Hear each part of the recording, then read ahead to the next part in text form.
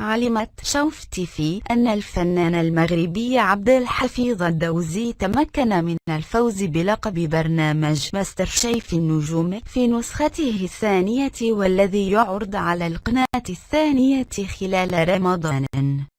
ومن بين النجوم الذين يشاركون في هذه النسخة الفكاهية إيكو والممثلة دنيا بوتازوت، بالإضافة إلى الممثل طارق البخاري وعارضة الأزياء ليلى حادوي والمغني عبد الحفيظ الدوزي.